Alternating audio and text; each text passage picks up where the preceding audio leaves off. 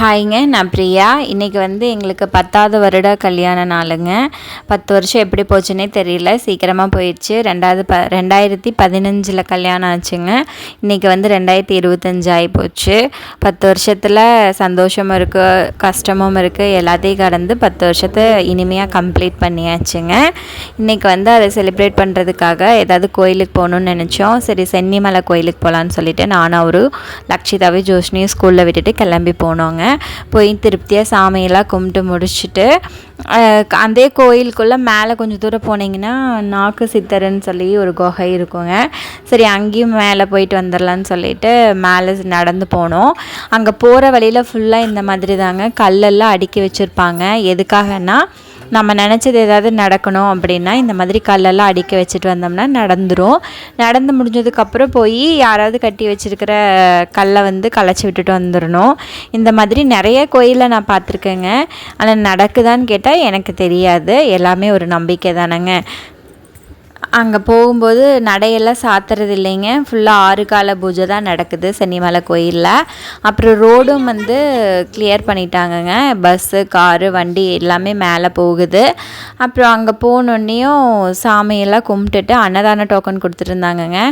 எங்களுக்கு கிடைக்கல.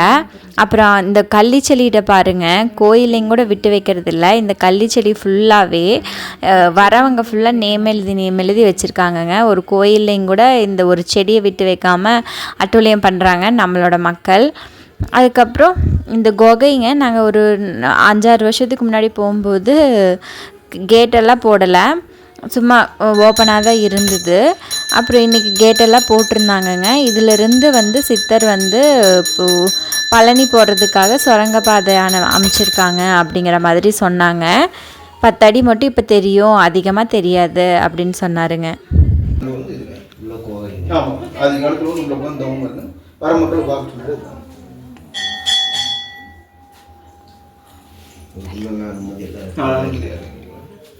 ரொம்ப தூரம் போகும் இல்லைங்களா?